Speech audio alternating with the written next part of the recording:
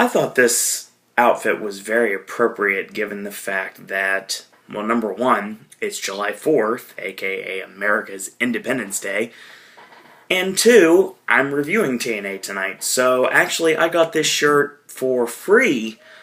They gave it to everyone that was in attendance at one of the Impact Zone tapings 2 years ago. So that was really awesome, and I thought I'd wear it tonight. I thought it made sense to wear it tonight, given like I got the red, white, and blue. So I'm promoting TNA and promoting America. So yeah, we win both ways. Sarah and Disney here, and it is Thursday. Like I said, it's July 4th. It's America's Independence Day, and we are here for another edition of TNA Impact Recap. So we're going to be talking about the goings-on of the Impact show that I just finished watching not less than about 15 minutes ago. I kind of had to get my notes together. That's the reason why it took me a bit to get this started. We're not playing the Crystal Light drinking game tonight. Oh, no. I will probably be drinking a lot more of that. I won't tonight, but Crystal Light drinking game most likely will return later this week. I know it may not be kind of weird saying that, but it's probably going to happen. So Crystal Light drinking game will return very soon, so we'll take care of that. Housekeeping. Well, we were really busy today. I mean, really, really, really busy today. So, and we had craziness, and we had problems, and craziness, and insanity, but it's all taken care of now, and everything's fine. And obviously, I'm here and about to go to bed in a little bit. So as soon as I get this video out, and I shoot this video out to you guys, I'm going to go to sleep, because I gotta get up in the morning, gotta get my hair cut, and this gray stuff, it's gone. It's gone. Later tomorrow, it's gone. Totally gone. So, I gotta work till 6, and then, I'll come back here and probably going to watch SmackDown Live, recap it on Saturday still with NXT, but I'm going to watch SmackDown Live, and then I will write the recap, then watch NXT, and then Saturday I'll put the video up on the channel, along with the Summer of Tarantino. So there's a lot of AJ content coming up this weekend. So if you guys like AJ stuff, and you want to hear about current movie releases and the Versus this week, which is going to be awesome, by the way, and various other movie-related insanity. Yeah, that's going to be coming up later this week. So that's coming up. Talk to Will. We did not actually disagree. So that means that the Will tutorial on the seasons of the Batman 1966 television series will be upcoming very soon. Excuse me.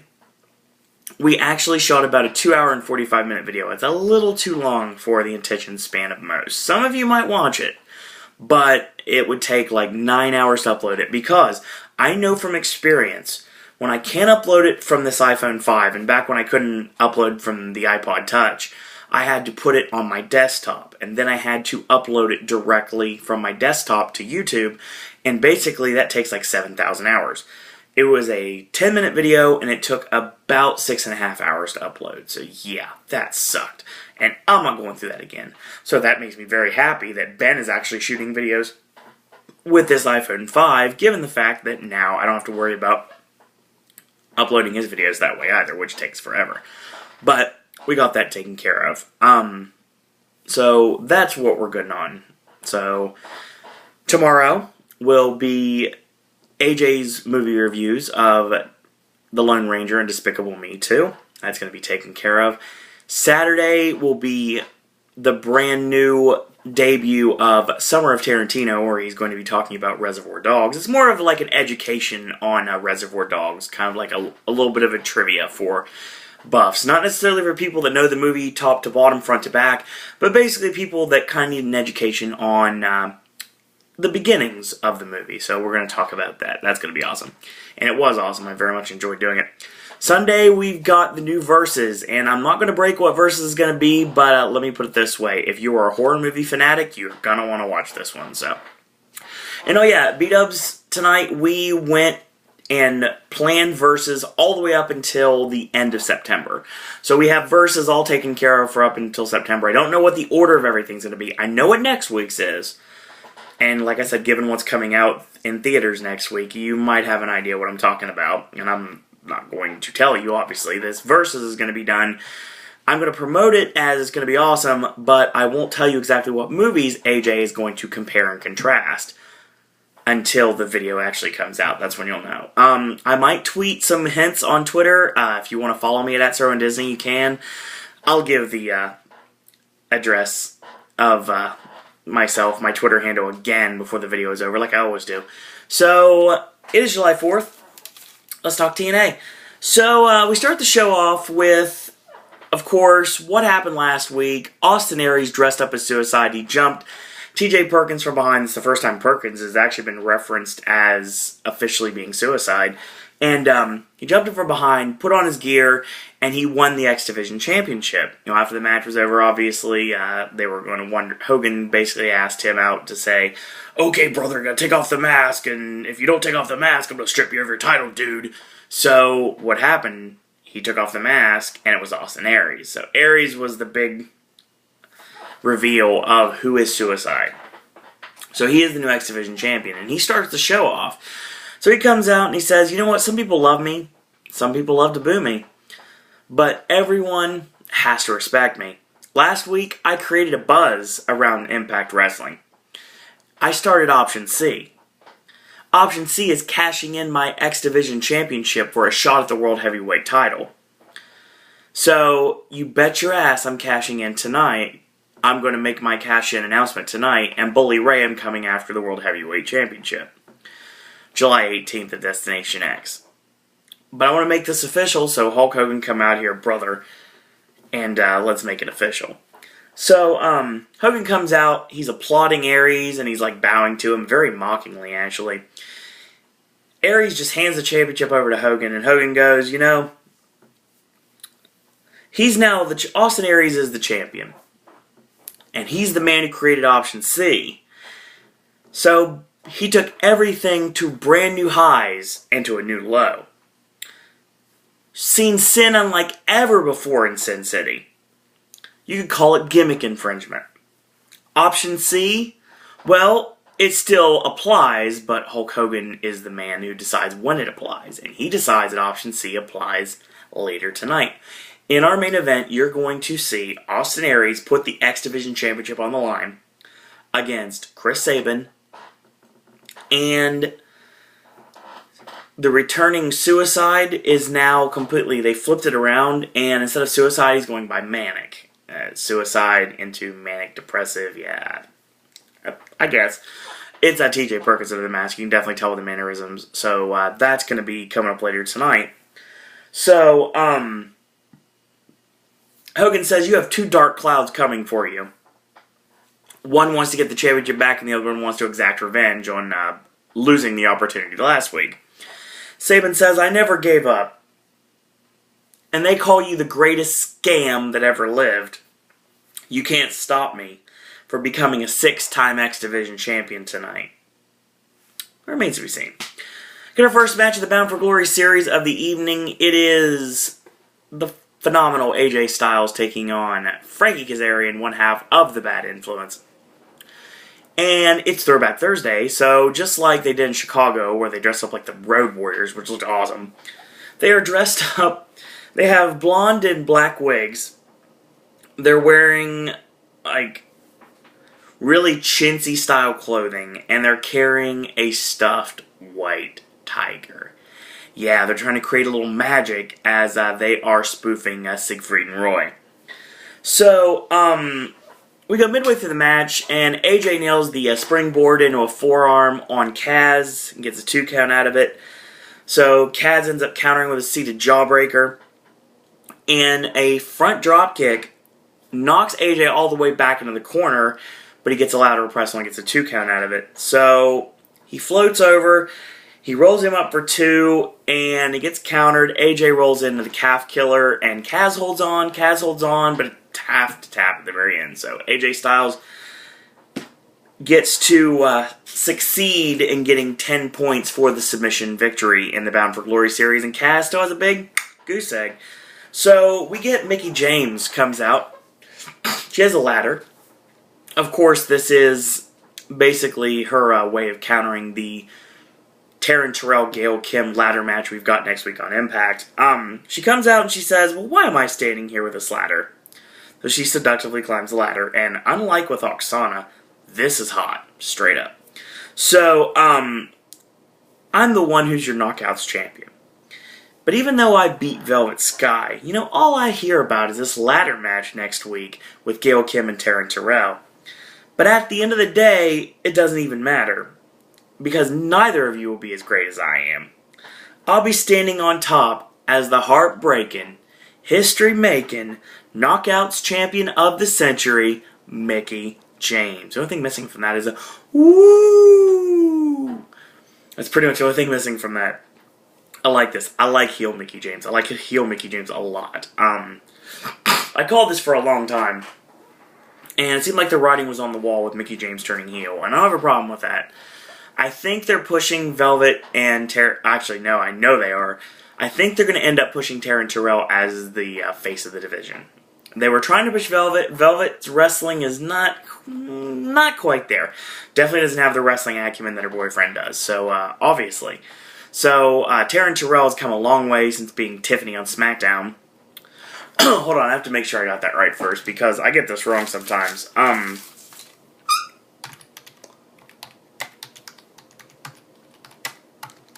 I'll make sure I'm right on this, because if I'm not, I'm going to feel stupid. Yeah, that's right. Tiffany on SmackDown, of course, she was like the general manager of ECW at one point. And she's come a long way and had a match that literally stole the show with Gail Kim at Slammiversary. So, that's all with that. So, we're going to talk about that in a little bit. So, we got our next segment of the evening, the gut check deliberation. So, last week we had a rather sloppy match between the Big O, Adam Reiner, and Ryan Howe, formerly of Tough Enough. Now currently in OVW as the New Rockers tag team with Rockstar Spud. So, basically knowing that, you may think that that's pretty much given Howe a guaranteed win. Well, the first deliberation basically eliminates one, and the second competitor is going to end up going on to face off against the 3 gut check judges in the middle of the ring, in front of everyone, and be either told yes or no. Well, they eliminated the Big O. So, and of course, in a little, cheeky, chintzy way, they say, get out of our O-Zone. So, the Main Event Mafia shows up, and they're going to unveil their 4th member later tonight. We'll see what happens with that. Not picking the Big O, not a good idea. I kind of understand, because if they're going to not pick the Big O, there's a reason for it, obviously. I would think that if we didn't have aces and eights right now, all the people that were not picked in gut check, that were worth anything, would come back eventually and form a super stable to try to take down TNA. They're not going to do that, obviously. And with the fact that they got rid of a lot of the gut check competitors, Taylor Hendricks, Joey Ryan, and Sam Shaw is not fired yet. He's probably on the brink at this point. And, Christian York was actually fired too, so that sucks. Christian York need not get fired. Joey Ryan shouldn't have gotten fired either. I think Taylor Hendricks is a knockout in more ways than one, so she should have stayed. And they haven't really been doing anything with Crimson, so I think he'll probably end up going back to the Indies. Joey Ryan will probably go to SoCal Indies back there and take back the PWG championship, if I had to guess. That's probably the direction we'll go with him. York will probably stay on the Indies. He might end up in Ring of Honor. I don't know. Maybe Dragon Gate. Chikara. Oh, oops. Too soon? Chikara's dead now. Sorry. I think it might return. It might return in 2014. I hear a rumor that it might return. But York, WWE, maybe. Joey Matthews is a road agent there. Obviously still using the Jerry Mercury name from the Eminem tag team back in the day with John Morrison. I'm thinking it's possible that may get York a spot in WWE. I don't know, maybe. I don't know if I see York in NXT. Maybe it's possible. Crimson, definitely, because he is the right size. He is the size WWE loves. Joey Ryan's got enough charisma to make it in NXT, but I don't know if WWE would sign him or not. So I don't know who they're going to bring in. Obviously, WWE does not give any crap about their Not Divas division, but Taylor Hendricks would fit really, really well as a foil for Paige and Emma in NXT, and I think that's what we'll go with if she ends up getting signed. But that's pretty much me deliberating about where I think the now let go TNA superstars will end up going. So we got that. Next match, Bound for Glory series, Jay Bradley taking on Hernandez. This was one of those big man battles, and it was kind of slow, kind of plodding, but that's how it makes sense, honestly. But then it kind of heated up towards the end. So Bradley locks on a chin lock, and Hernandez elbows out of it, and a back elbow knocks Hernandez all the way through the middle ropes to the ramp. He shoulder thrusts in the midsection, runs to the top of the ramp, nails Air Mexico, a clothesline, and a double sledgehammer, and a charging splash in the corner by Hernandez, basically taking it to him. He nails the Colt 45, gets the 2 count out of it. So Bradley likes to win ugly. It even says that on his gear. It says win ugly. So he thumbs him in the eye, and he nails the very Roderick Strong-like backdrop suplex into a side backbreaker. And Chavo grabs the foot of Bradley, unbeknownst to Hernandez. And that distraction allows for Hernandez to basically just charge into him, kind of like a Monty Brown-style pounce. And he got the pin off that. So Hernandez finally gets points in the Bound for Glory series, and he is now sitting pretty with 7. Bradley still 0. So Aces and Eights are backstage, and Austin Aries always finds a way in the title picture, at least that's what Bully Ray says. It's very true, though. So Wes Briscoe tries to bring up Brooke over and over again, and Bully's like, no, this is club business. Brooke is my personal business. This is all about club business right now. Don't bring it up. And Wes does it again, and then Bully's like, very matter-of-factly says, no, this is club business, not personal business. Don't do it. So Doc goes, okay, Bully, who do you want to win tonight? Mr. Anderson pipes up and says, you know, he doesn't care. And Bully, poses this really interesting question. What if no one wins tonight? So they toast each other with beers, and we get that thought to leave on. We get our next tag team match. It is the current and reigning TNA World Tag Team Champions, Cowboy James Storm and Gunner, taking on the new tandem of the Bromans, Robbie E. and Jesse Goddard. Jesse sucks. I'm going to say that right now. I didn't like him in the ring, for starters. Then again, I didn't like Ryback in the ring, for starters. And I'm kind of like, I was warming up to him, and now I'm kind of like downplaying him, honestly, with the way they're putting him over now, or putting him under at this point. I like this team. I like the Bromans team, and I like the very, pseudo-dominatrix gear that Tara wears. It kind of reminds me a bit of a metrosexual version of the Disciples of Sin. Wow, Brian Logan's going to be very pissed for me saying that, but what it is, I'm basically just trying to say that, or maybe when Shaniqua managed the Bashams in WWE, maybe that would be a better comparison. But basically, you take a tag team that are completely similar in every single way possible, and you put a valet with them, and obviously a valet that can talk and that can work, so you do it that way. So, I don't know. So there's always that. So I think that's going to be interesting, and I like this team. I like this team a lot. They're they're a good tag team. I like to call them the Brodouches. That's my name for them. The Bromans are now the Brodouches. That's a very that's a very Todd in the Shadows line, to be totally honest. If you guys don't watch That Guy with the Glasses, if you don't, why aren't you? ThatGuyWithTheGlasses.com. So we're really not ripping them off here on Pop. We really are not. So, Storm of the Whip, it gets reversed, and Storm hits a flying forearm on Jesse, and big clothesline on Robbie E. So, he nails a hot, this is a hot finishing sequence. He gets a hot shot, and into the backstabber, tagging a Gunner, and Storm tosses Robbie E over the top rope to the floor. Whip in, and a sunset flip attempted by Gunner, and E and Jesse are holding hands, And James Storm's like, I ain't letting that happen. And he nails the last call super kick. And, of course, the hand-holding just stops right there. Jesse gets nailed with a huge Uranagi backbreaker. And I like this finishing sequence. This finishing sequence is awesome. So Gunner picks him up in the over-the-shoulder power slam. And basically what happens is Storm comes off the ropes and nails kind of like a somersault neckbreaker. Like a reverse somersault neckbreaker, kind of like a standing blockbuster, I guess you would say, while the over-the-shoulder power slam. Of course, he falls out with the power slam, and it looks awesome, and that was the pinfall on Robbie E. So, Tag Team Champions retain the titles. So, we get the Main Event Mafia coming out. It's just Sting and Kurt Angle wearing their Sunday best, obviously, Men's Warehouse for hire.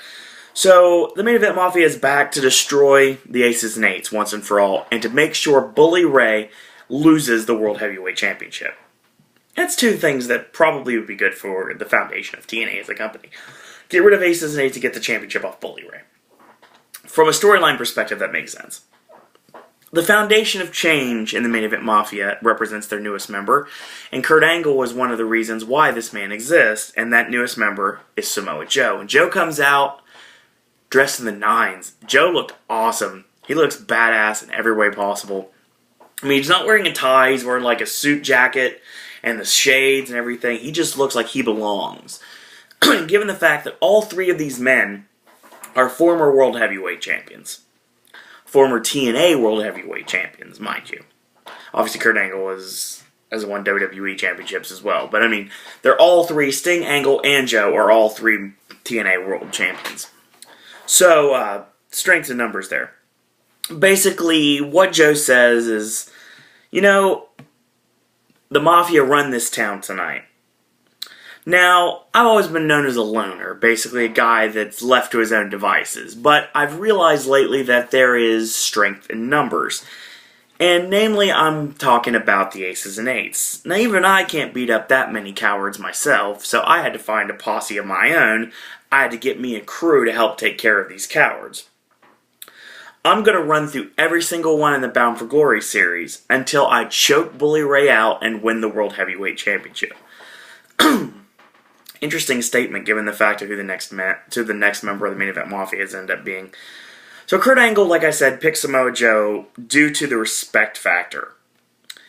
And basically, Joe brings up the idea of the new member of the Main Event Mafia is not necessarily a former world champion, but somebody that doesn't necessarily represent the past or the present, someone that represents the future, but then again, the future is now. And they introduce the newest member of the Main Event Mafia, which is Magnus. Well, Magnus comes out, my god, he looks like Hugh Jackman more and more each day, but I don't know, Punk's giving him a run for his money now. But I guess Punk is Wolverine Jackman, and Magnus is just everyday Hugh Jackman, so they need to have a battle to determine who looks more like Hugh Jackman, and let Jackman decide who wins. Anyway, sorry. Basically, Magnus hugs every single member of the Main Event Mafia, including his former tag team partner. So he says, when opportunity knocks, you know what? You answer the door. It's about the Aces. It's about the time to put the Aces and Eights out of their misery once and for all. On July 18th, Sting makes a comment, says, I'm going to challenge the Main Event Mafia is going to officially challenge the Aces and Eights. Not to a wrestling match, but to a fight. And they heard all about what the Aces and Eights are trying to pull tonight, how they're trying to make sure there's not a winner in the match, so obviously Bully Ray has no opponent at Destination X, but the Main Event Mafia are going to make sure that's taken care of, and make sure that there will be a winner. So, we got that. Next match of the evening is another match in the Bound for Glory series, the charismatic Enigma Jeff Hardy taking on Joseph Park, and this match went a while, actually. So Hardy nailed the boot in the midsection, nailed the twist of fate on Park, you know, the Ace Crusher variety, basically landed like a stunner. And he goes for the Swanton, and Park out of the way, so he whips him into the corner. The high velocity whips him so hard in the corner, it's like a whiplash effect. He snaps back and lands on the canvas. So he whips him into the corner chest first, you know, the Bret Hart bump he used to take all the time. Park nails the avalanche in the corner, and showing his ineptitude as a professional wrestler, He, instead of after the avalanche going for a pinfall, he nails a snapmare and locks on a neck twist into a chin lock. Hardy elbows and punches out of it, and he nails his flying forearm off the ropes and the inverted atomic drop, and drops both heels into the midsection, and a seated drop kick, the normal finishing sequence, 1, 2, and a kick out. Nails Park with the boot in the midsection, goes for the twist of fate. It gets countered into a Samoan drop. So Park goes to the middle rope, trying to finish Hardy off with the closing argument, and he lands it, the big splasher off the middle ropes. But Hardy somehow kicks out at 2 3/4. So he charges in. He catches the back elbow from Hardy, and he nails Whisper in the Wind on Park, literally catching him flush to the point that the heel of Jeff Hardy connects with the mouth of Joseph Park, thus busting his mouth open. But, of course, we know what happens when Park sees his own blood, and that's exactly what happens. He basically kind of snaps, and he does the Abyss pose, and instead of grabbing Hardy, he grabs Stifler, the referee, and nails the Black Hole Slam on him. And he kind of snaps back to reality, and another referee comes to the ring and awards the match to Jeff Hardy via disqualification. And because of the rules of the Bound for Glory series, Jeff Hardy picks up another 3 points for the disqualification win. And poor Joseph Park, after that, is now -10. So, because he caused a disqualification in the Bound for Glory series, you get -10 points. So Park is now at a severe disadvantage to going anywhere, and he is at dead last in the Bound for Glory series. We'll talk about the leaderboard before I end the video tonight. We get our gut check for Ryan Howe. He comes out with the axe, of course, the guitar like last week. Crowd's booing the daylights out of him. They don't like Ryan Howe at all. So Al Snow says, I'll give you this opportunity, but you have musical talent. I don't know why you want to be a wrestler. They call me crazy, but I think that's pretty crazy from you. But you know what? My answer is no. So JB gets on the mic and says, when a no is answered, you have 30 seconds to kick out. So his kick out is this. I'm young, I'm talented, I can entertain a crowd. Yeah, we've heard this all before. So Danny Davis says, you know what? His mind was made up from the get-go. But he didn't let the fans distract him whatsoever. He's a good musician, but he's got wrestling potential. So he gives him a yes. The fans don't like this at all. And Taz still on the Van Hammer reference that I made last week, calling him Stan Hammer, which is a descendant of Van Hammer. That was a Bobby Roode line. I thought that was hilarious. I like the Van Hammer reference because I hate Van Hammer. I always have. And I'm telling you right now, Ryan Howe looks like heavy metal Van Hammer for this millennium. So that's pretty much what I do.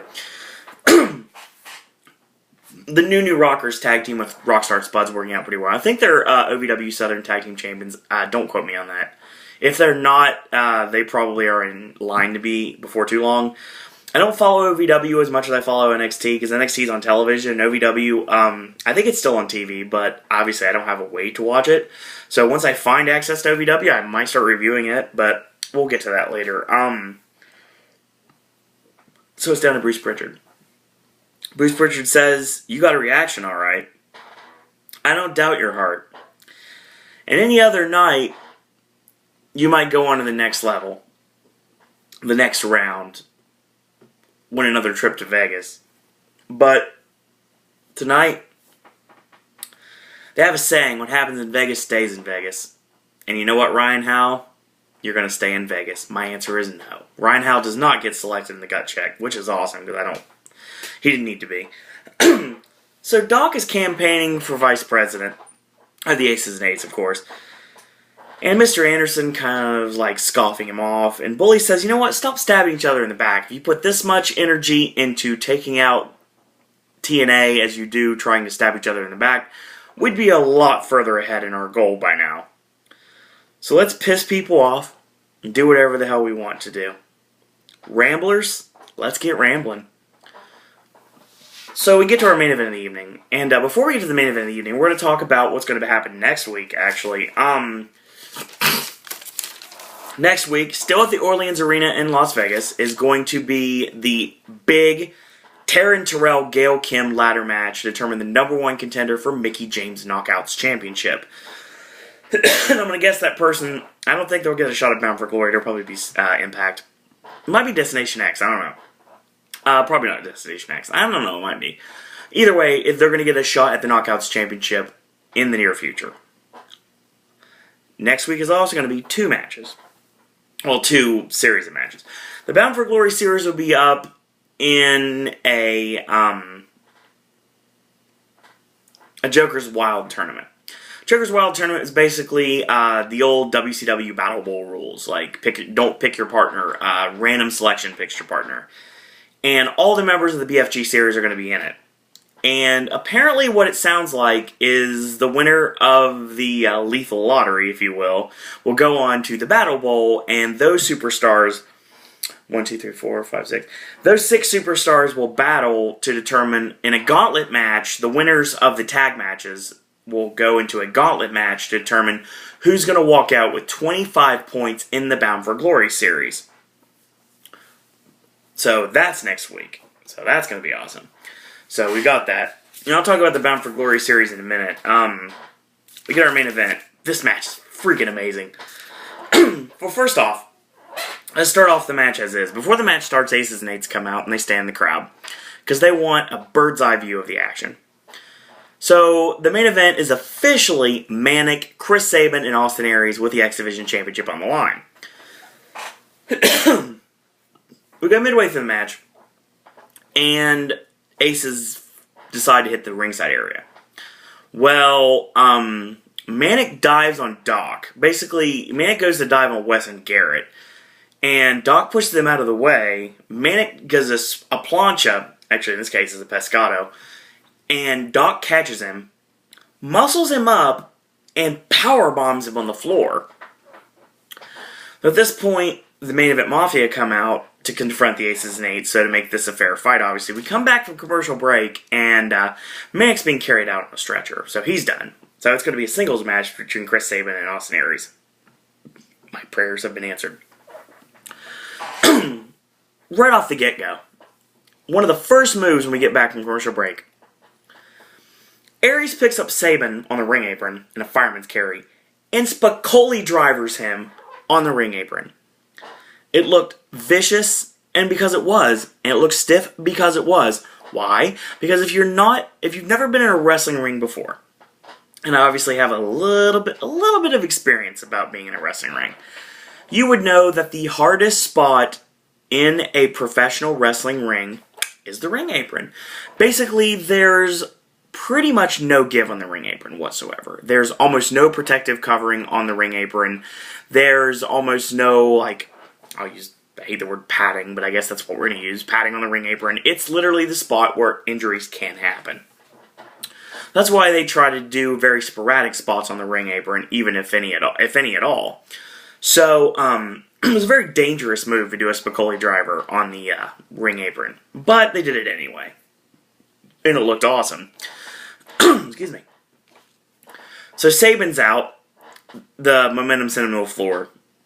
At 9, he dives back under the ropes and breaks the count. So almost gets it. So Aries goes for a cover. He kicks out at 2. Aries goes up for another cover. He kicks out at 2. He stacks him up top using all of his weight on the shoulders, and still Sabin kicks out at 2. So Aries nails a Hangman's neck breaker out at 2. So a Hangman's neck breaker through the middle and top ropes, mind you, still kicks out at 2. So Sting gets on the apron to try to distract. I don't know why Sting's on the apron. Basically trying to make sure the Aces and Eights don't, I guess. So Aries takes his hand and openly slaps Sabin as hard as humanly possible. So Sabin returns the favor and slaps Aries back, and then proceeds to chop Aries probably about 50 times or so, and just welting the chest up of Aries. He nails the enziguri and a seated dropkick, gets a 2 count out of it. He goes for the cradle shock, and it gets countered, and 3 big back elbows and a huge chop from Aries. Now, he goes for the IED in the corner, which is the the charging dropkick in the corner, but Sabin puts the boots up, and he goes for his Yakuza kick in the corner, but Aries is out of the way, and the knee gets caught under the top rope, so Aries grabs the knee and just yanks it off, so basically tries to stun it. He goes up top, nails the missile dropkick, and then he charges in when Sabin gets to his feet, nails the IED finally, goes for the brain buster. He gets countered in a small package. This is a hot finishing sequence, by the way. So Hail Sabin, which is the cross special brain buster, is reversed into Aries' official brain buster for the 1, 2, no, he barely kicks out 2 3/4. Locks in the last chancery, and a very last-ditch effort, Sabin finally makes it to the ropes before he has to tap out. Aries has him in the corner. He goes up to the top rope, going for the 450 splash, and he moves out of the way, and Sabin ends up powerbombing Austin Aries, and he goes for the Hail Sabin again. Aries again kicks out at 2.5. So he goes for the cradle shock. It gets countered into a front forward roll, 1, 2, and Sabin kicks out. So Sabin gets nailed with a discus clothesline. Both men are down at this point. Both men are down and spent. This has been a long match, a long, grueling contest. So they trade forearms, and they trade punches, and they trade chops, and they're fighting back and forth. So Sabin hits the back kick to the midsection, and a charging running elbow, puts him on the top turnbuckle. Actually, Sabin gets nailed with the charging elbow from Aries, and he puts him on the top turnbuckle, and he goes for a superplex, or potentially maybe a brainbuster off the top, and it gets countered. Fireman's carry. Sabin nails cradle shock off the top rope, pins Aries clean as a sheet, and wins the X Division Championship for the 6th time. This match was amazing. Sabin gets on the mic. Bully, all I gotta say is you might very well be looking at the new TNA World Heavyweight Champion. And that's the end of the show. Okay.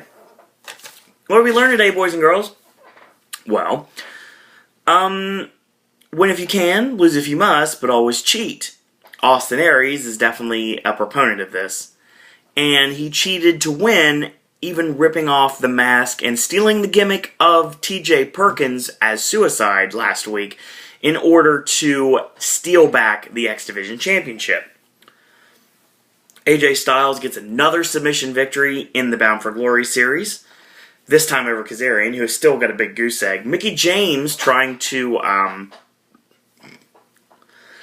shift the talk of TNA to herself as Knockouts champion instead of the upcoming Taryn Terrell Gail Kim ladder match for the #1 contendership next week on Impact. Ryan Howell, you are not tough enough.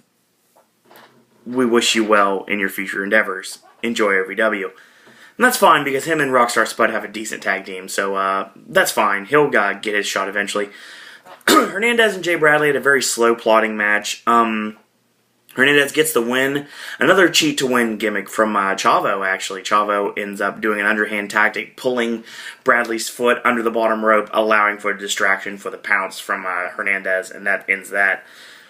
Aces and Eights showing more dissension, and especially between Doc and Mr. Anderson, and they're all going to be campaigning, if you will, for the vice president spot of Aces and Eights. It obviously was vacated when Adila Brown got kind of excommunicated from the group. So, we're going to see what's going to happen with Doc and Mr. Anderson, and they keep a lot of infighting. Maybe it's going to lead to the end of Aces and Eights. Obviously, the end game for this is the Aces and Eights being disbanded at Bound for Glory. And then after Bound for Glory, everyone's going to go on to different things.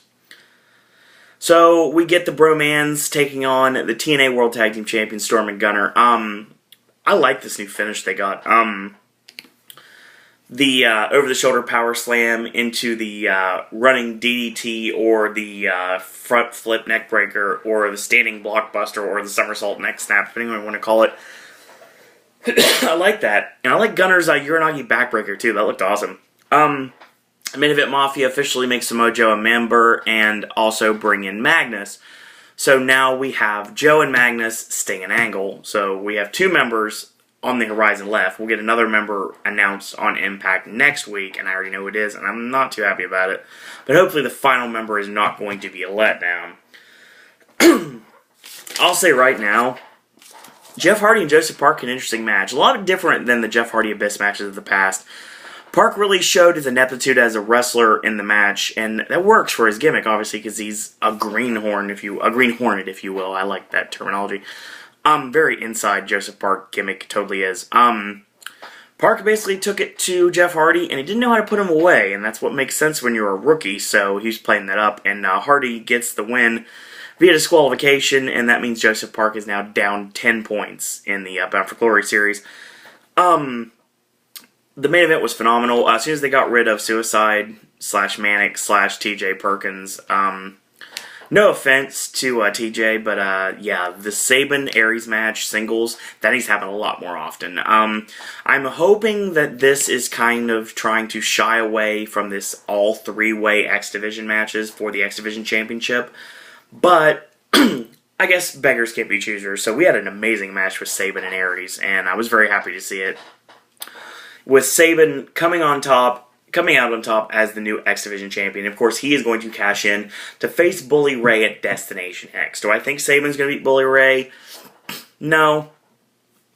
I don't. You could have built it up. I mean, if it's anything, it's going to be like a flash win, and Bully going to get it back real quick, and like maybe a couple-week reign for,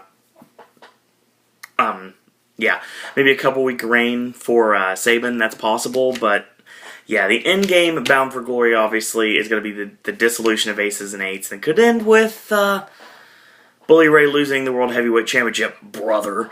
But who knows what's going to happen with that. There's a lot of people that are talking about the fact that Hogan's going to face Bully Ray at Bound for Glory. I don't have a problem with that, because what's going to happen is Hogan will win the TNA World Heavyweight Championship, the only title he has never won in the companies he's been in. Obviously, he's an IWGP champion. He is a WWF champion. He is a WWE champion. He is a WCW champion. And Hogan was never in the NWA, technically, so he's never won the NWA title. But winning the TNA World Heavyweight Championship would be the final cap of his career. And I think after that, what you do is you have a big tournament with everyone in the company, and you determine a real World Heavyweight Champion, a viable World Heavyweight Champion after this, and maybe it's time to push James Storm as a singles wrestler at this point. The answer that I really want to see is give Christopher Daniels the TNA World Heavyweight Championship. He's definitely earned it. He's earned a shot, at least a short reign, and they kind of blew the option when Jeff Hardy couldn't travel, so Daniels could have beat Hardy, and then he could have held the title for the UK tour, lost it back to Hardy in a cage at Lockdown. Everything would have been great, but no, they didn't go that direction, and Daniels failed in his chance to win the TNA World Heavyweight Championship. I don't think that Daniels will go his entire career without being a world champion. I seriously think it's going to happen, and he very much deserves it. Now, let's talk about the Bound for Glory series, shall we? So, as of right now, bringing up the rear is Joseph Park with -10. Frankie Kazarian, Jay Bradley, and the It Factor Bobby Roode all have a big zilch. We have Mr. Anderson, Austin Aries, Hernandez, and Christopher Daniels with 7. Then we have 4th place goes to Jeff Hardy, who now has 10. AJ Styles, who now has 12. Samoa Joe now has 19, and still leading the Bound for Glory series for the second week in a row is Magnus.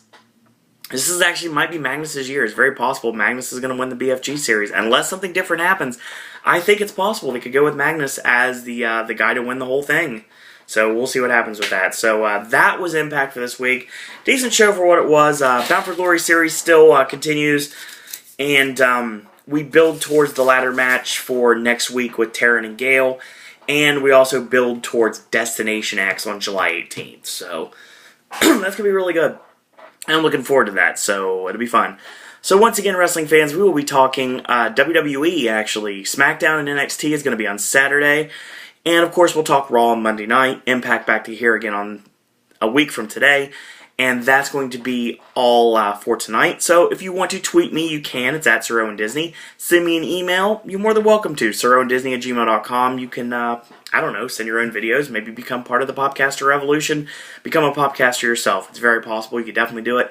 Still on the road to 10,000 views. We are rapidly reaching under 1,000 views left from when we are there. We're close right now. We're like a little bit over 1,100. So very, very soon we are going to be under 1,000, and then it's all downhill from here. Not downhill as in it's all bad from here. It's all going to be down as in dropping down as in we're going to get views and upon views and upon views. We have so much awesome stuff this year. We've got to look forward to this summer. We got Summer of Tarantino.